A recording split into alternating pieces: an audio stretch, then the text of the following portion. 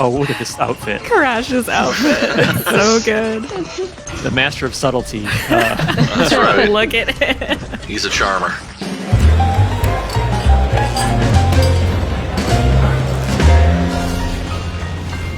Hey everybody, welcome to PlayStation Underground. Before we introduce our developer guest from Toys for Bob, we're super excited to showcase a brand new cinematic from Crash Bandicoot 4, It's About Time, featuring a certain character's very exciting return. So we'll stay quiet while playing that for you now.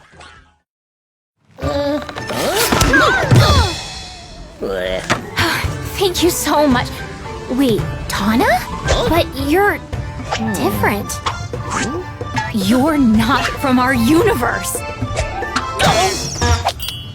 It's good to see you guys. It's been a long time for me. We lost touch in your universe too, huh? Yeah, you could say that. What did we, die or something? What? No! Nope. No, definitely not. So how are things in your dimension? The usual. A bunch of evil scientists attempting interdimensional domination. Huh. So, what you collecting? Crystals? Gems? Masks. Ooh, fun. Well, good luck with that. Wait, you're not coming? Sorry, I fly solo. But I'll lend a hand where I can. In fact, I already have. Oh.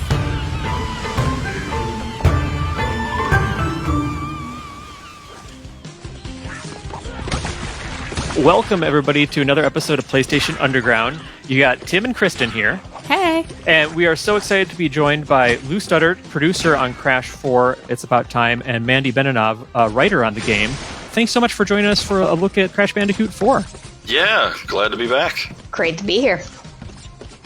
Well, Lou and Mandy, we're absolutely honored to have you both on to reveal Tawna and Crash Bandicoot 4, first with that awesome cutscene, and now with a first look at her gameplay. So, where do we begin? Yeah, so today we're super excited to be on PlayStation Underground revealing kind of our last playable character. This is Tawna. Yeah. Awesome. She's got a new style. It's exciting to see her in this version. Yeah, no, she's, it was really exciting for us to kind of re-envision her role in the game. And so this is actually, as you saw in the cinematic at the start here, this is Tawna from another dimension. And so this is kind of our version of a unique, kind of playable version of Tawna.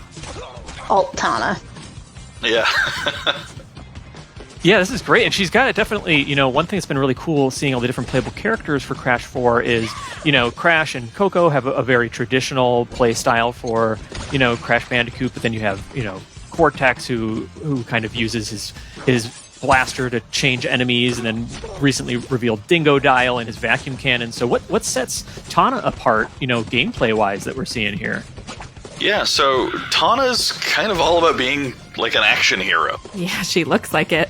And so for her, she's actually got a couple of really unique maneuvers that kind of change her gameplay when compared to Crash and Coco or the other playable characters. Primarily, she has what we call her hook shot. It's kind of a grappling hook that allows her to traverse the level really speedily. And then you can also see she's the only character that can wall jump. And so for her, it's all about kind of quick traversal and comboing these different maneuvers together. Oh, there's that hook. Cool. Yeah, going from a rope swing to a hook shot to a rail grind to a wall jump. She's all about being fast, nimble in ways that the other characters aren't. Nice. I love her design too, just the leg warmers and the hair. It's very 80s action hero. Yeah, I love it. Yeah, that's actually something that our art team was really focused on, was kind of making her seem like she's been on adventures and she's kind of found, her own personal style and way forward in the world. Yeah. Nice. And so we're seeing color splash out of her here. What's going on there? Yeah, so this is actually a look at one of our newly revealed modes called Inverted Mode. And so it's our kind of souped up take on a mirror mode. And so what we've got is kind of an inverted level layout, but then also each of the dimensions has their own new and unique kind of art style and experience. And so this one that we're showing off today that Tawna's playing through is one where the world is black and white, but all of the actions that you do paint to the environment. Okay, very cool. Man, gotta watch out for those sharks. Yeah, it looks like, no matter what character you're playing in Crash 4, that familiar but, challenging but fair difficulty is there. I wanted to ask a question, Mandy, for you, what it was like revisiting a character like Tawna, who's familiar, but this is a different take, and, she's been kind of out of the picture for a little while. What was it like bringing her back in this new way? It was really cool. I mean, the nice thing about doing an alternate universe character is it's kind of a blank canvas. So obviously I had the art to go on as to what she looked like, but it was really fun trying to figure out who she was and what her place in the story was. Sorry, I love this recycle bin. Yeah. If you got to go, as long as you can be useful and repurposed in your, afterlife, that's good. Yeah, in the future they can even reuse Bandicoot corpses. That's good. You got to get resourceful. That's awesome. One thing I'm curious about is with the different characters being playable. Sort of, how does it work for, you pick up the game and you start playing? Is it like a linear progression of stages and you'll play different characters for different stages, or can you go back to the same levels as a different character? Kind of, how does it work for when folks are going to be playing it? Sure. So the main adventure is a linear series of stages. We've kind of taken our cue from Crash Bandicoot 1, and we've got what we call the dimensional map, which is kind of this overview of the levels, and that allows us to introduce new mechanics and new characters along the way. Now, the three additional playable characters, Tawna, Cortex, and Dingodile, will be introduced with their own main level story to get you up to speed on how they play, what their movesets are, so we can kind of train you in how to play them and introduce their storylines.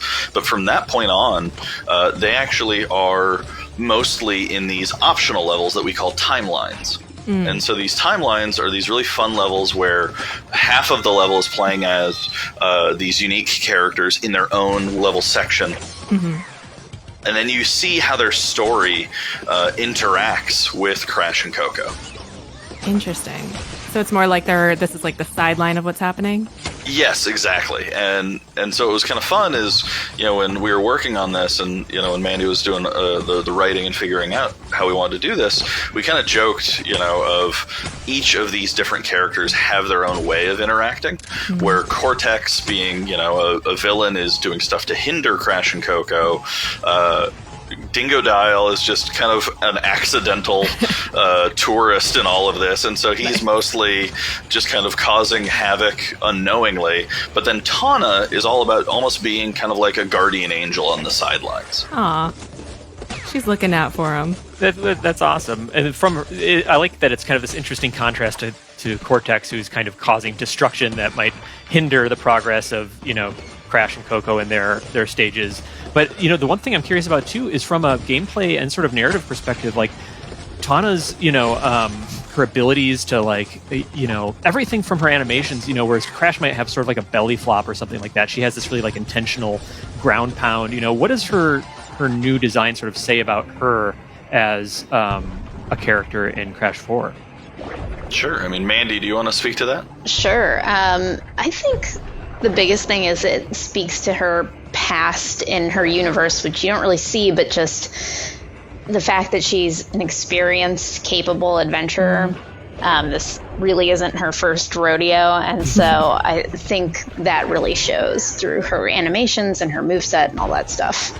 Yeah. Man, this underwater level is just, I love how it, like, she's kind of slowed down and has to move a little bit more agilely, I guess. Yeah. Is that another inverted level? It is, yeah. Okay. Yeah, so this is actually the inverted version of this future dimension, and so it totally changes the way that the level feels. It really does, yeah. I love that because it really just adds to the replayability of, like, you think you already know how this level runs, and then going through it again with this different style, it just adds that extra layer. Yeah. Yeah, it's really fun because what we found is playing the Crash games, you build a muscle memory, and so you end up, like, you actually see, especially now that we have this death counter, you see your, skill grow just by kind of replaying it and knowing the challenges. And so we wanted to create a mode that completely messed with that. Yeah. And completely completely made your muscle memory betray you, and you actually had to learn and relearn the levels over again to make it feel really fresh. I love that. No, that's really cool, and I'm also just a huge fan of seeing. I love wall jumps in game, and growing up with like side-scrolling platformers from like the 8 and 16-bit era, like just wall jumping it can be so liberating and requires such precision and skill. So it's fun to see that in a Crash game.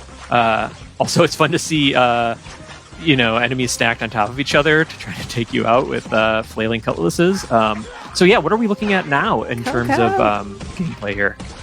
Yeah, so we wanted to show off a little bit more Crash and Coco, of course, just kind of, to make sure to know that they're in the game as well. I'm loving her pirate costume. Yeah, that's actually the other thing that we recently unveiled is that you can actually find gems in levels and kind of earn gems, and these gems are used level by level to unlock additional skins for the game. Nice. And so this is something that's, it's not a microtransaction or a purchase, it's purely, a game experience thing, but we wanted to show off some of those skins, especially the ones that are fun because they're themed to the world that you're in. And so we started the video taking a look at Tawna in kind of a pirate-themed dimension level. And here we've got Coco doing some similar exploration, but in a different level and wearing her awesome pirate outfit. Nice. Awesome. I loved earlier when she was able to like whip one enemy right into the other. Yeah. So satisfying. Yep. And yeah, in the interest of showing off the variety of Crash 4, I guess it's just worth noting that this is pre-recorded gameplay. We're not doing this live as we're talking, just because we did want to be able to kind of show a bunch of different examples of the gameplay all at once. But I'm loving this world and sort of the pirate theme. And I did get a chance to play a little bit of Crash 4 and try these sort of like rail grinding sequences, and it's a lot of fun. One thing I really liked is that when you're controlling them underneath on the underside of the rail is that you have control over kind of where their body's angled, so you can kind of dodge incoming attacks. Oh, look at this outfit. Crash's outfit. So good. The master of subtlety. That's right. Look at it. He's a charmer. So is this his future get up? That's right, yeah. Okay. Future Crash. This is what we're all going to look like in the future, so get used to it. You heard it here first, folks. Yep. Anything to make me feel alive, this is what I could use. I love this. So this is the same sort of themed stage as we were looking at with Tawna underwater, but this is just its sort of default look. Is that right? Mm-hmm. Yes. So yeah. Okay. So this is what we call the snacks dimension, Okay. because this is kind of the culinary capital of the universe. This is the Neon City, and there are food trucks throughout. And it's actually what we wanted to do was make a futuristic world that was ultra, happy and positive. We didn't want to make, a super dark, depressing dystopia. And we actually went and, made this super fun, super vibrant, futuristic city. And we actually have signage of different cultures and different languages represented, because this is just the hangout of the universe. That's great, and we're also seeing some of the quantum mass gameplay here too. So that will change the different elements of the gameplay, from slowing time to phasing things in and out of reality and what have you. So one thing just worth calling out there. All right, so we're just about out of time. Lou, Mandy, thank you so much for joining us on PlayStation Underground. Pleasure to be here. Yeah, thanks for having us. Yep, and Crash Bandicoot 4, It's About Time, hits PS4 on October 2nd, 2020.